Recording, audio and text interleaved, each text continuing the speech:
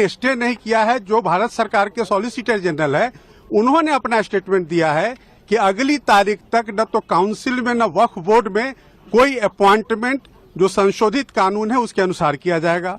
दूसरा बात जो माननीय अदालत ने कहा कि जो वक्फ व यूजर है जो रजिस्टर्ड हैं और गैजेटेड हैं उसको गवर्नमेंट डी नोटिफाई नहीं करेगी टिल द नेक्स्ट डेट। तो बड़ी इंपॉर्टेंट बात है कि जो रजिस्टर्ड एंड गैजेटेड हैं वही सिर्फ डी नोटिफाई नहीं होंगे, उसके अलावा संशोधन के हिसाब से सरकार कार्रवाई करने को स्वतंत्र है और जो संशोधित कानून है उस पर किसी भी तरह का अंतरिम आदेश नहीं है और अगली तारीख तक भारत सरकार को अपना जवाब और उनको जो भी डॉक्यूमेंट्स देने हैं वो देने होंगे और उसके बाद उनको रिज्वाइंडर का जो पिटीशन है उनको मौका दिया गया है। साथ ही साथ जो स्टेट गवर्नमेंट्स हैं वो भी अपना रिस्पॉन्स देंगे और ये कहा गया है कि अगली तारीख पर सुनवाई इस पूरे मामले की जारी होगी। तो माननीय सर्वोच्च न्यायालय को जो रेस्पोंडेंट्स यानी कि भारत सरकार ने कहा कि हम डे टू डे सुनवाई के लिए तैयार हैं। आप पूरे मामले को, चूंकि ये पार्लियामेंट का कानून है, पार्लियामेंट के कानून को आप इस तरह से स्टे नहीं कर सकते हैं और माननीय सर्वोच्च न्यायालय ने सॉलिसिटर जनरल ऑफ इंडिया के बात को माना है और उन्होंने संशोधन को स्टे नहीं किया है। सिर्फ उन्होंने उनके 2 पॉइंट पे सॉलिसिटर जनरल के बात को रिकॉर्ड पे लेकर के और अगली तारीख 5 मई मुकर्रर कर दिया है और 5 मई से इस मामले की सुनवाई शुरू हो जाएगी। सर, यथास्थिति की बात कहेगी, यथास्थिति को कैसे लिया जाए? नहीं, यथास्थिति मैंने आपको बताया कि 2 मुद्दों पर कि जो काउंसिल में और बोर्ड में अपॉइंटमेंट का जो मामला है वो अगली तारीख तक जो स्टेटमेंट सॉलिसिटर जनरल ने दिया है कि कोई अपॉइंटमेंट नहीं होगा और दूसरा जो है वक्फ व यूजर, तो माननीय सर्वोच्च न्यायालय ने अपने आदेश में लिखा है कि जो रजिस्टर्ड हैं और गैजेटेड हैं उसको गवर्नमेंट डी नोटिफाई नहीं करेगी अगले आदेश तक। सर, आप क्लियर है सर, वक्फ बाई यूजर को डी नोटिफाई नहीं करेगी ना? मतलब नहीं, वक्फ बाई नहीं, सिर्फ वही जो रजिस्टर्ड एंड गैजेटेड हैं। सर, ये कोर्ट हाँ बिल्कुल, ये ऑर्डर शीट में है। जो रजिस्टर्ड नहीं है, जो गैजेटेड नहीं है, उसको सरकार संशोधन कानून के हिसाब से डी नोटिफाई कर सकती है। सर, आपके हम पूरे उस बिल को उस एक्ट को अनकॉन्स्टिट्यूशनल मानते हैं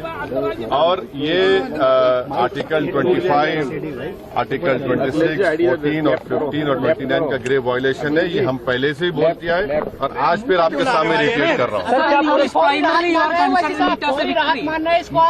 No. See, let us be very careful.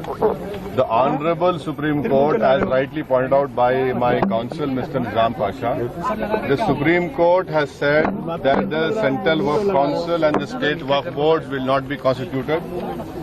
Waqf by user cannot be deleted. Now, there are other provisions also which we as a party have come to the Honorable Supreme Court that calling it unconstitutional. Now, whenever it will be heard, our counsel, Mr. Nizam Pasha, on behalf of me, will be arguing it.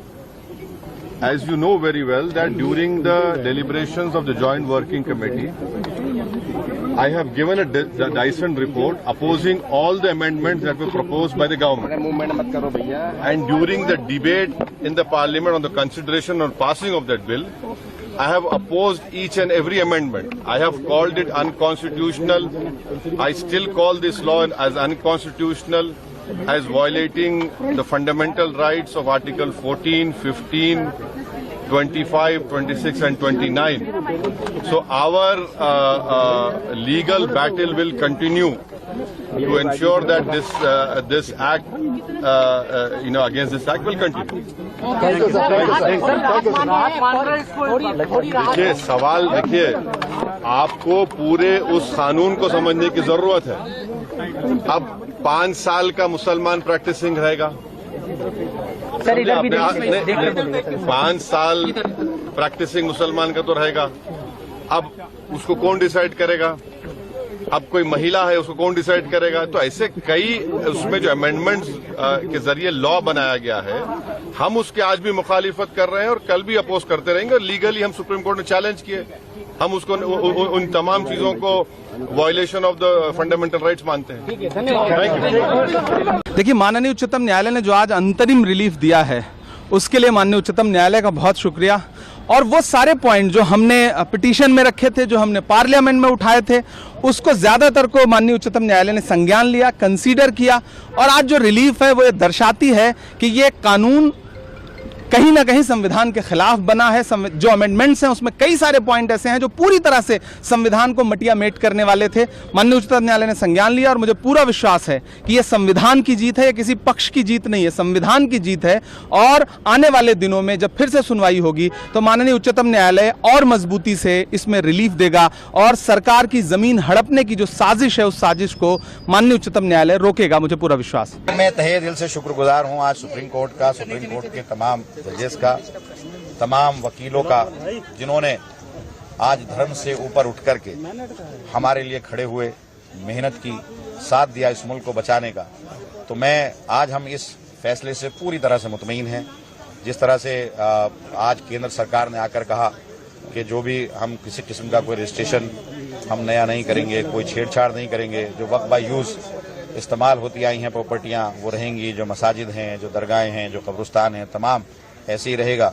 और वक्त के जो member हैं उसके अंदर भी किसी किस्म की वो छेड़छाड़ नहीं करेंगे, किसी किस्म का अपॉइंटमेंट मेंबर का नहीं करेंगे। लेकिन सरकार की तरफ से जो समय मांगा गया तुषार मेहता की तरफ से 7 दिन का, आपको लगता है कि उस डॉक्यूमेंट कुछ ऐसे पेश करेंगे आप? 7 दिन में वो जवाब दाखिल करेंगे, उसके बाद 5 दिन हम लोगों को दिया गया है। 5 रिट जो है वो जो है एज ए लीड जो है वो ट्रीट होंगी, बाकी सबको एप्लीकेशन के तौर पे किया जाएगा। तो डीएम की भूमिका पे जो सवाल खड़े किए कोर्ट ने, कल की सुनवाई में भी हमें दिखा, आज भी जो उस पे बातें कही, आपको लगता है कि ये हटेगा या ये यथास्थिति बनी? बिल्कुल ये कोई है ही नहीं है। डीएम देखिए सबसे ऊपर कैसे हो सकता है? डीएम कोर्ट से ऊपर हो गया, डीएम बोर्ड से ऊपर हो गया, बोर्ड ऑटोनोमस बॉडी है, तो वो तो हटना ही हटना है। वो 100% उस पर है कि वो हटेगा और जो वक्फ बोर्ड था जैसे था वैसे ही रहेगा। वक्फ यूजर हाउस में जो आगे की भी जो अन्य जो बातें कही गई थी, आपको लगता है आप लोग की जो मांग थी वो यथास्थिति बरकरार है? बिल्कुल जैसा हम चाहते थे वैसे ही आज हुआ है जो हमारी मांग थी, क्योंकि मैं वक्फ से जुड़ा रहा हूं, चेयरमैन रहा हूं, तो मुझे मालूम है इसकी तमाम बारीकियां, तमाम कमजोर मजबूतियां, कमजोरियां, कहां से कमजोर किया जा सकता है, तो मैं वो जानता हूं। इसलिए हम इस फैसले से पूरी तरह से मुतमईन हैं।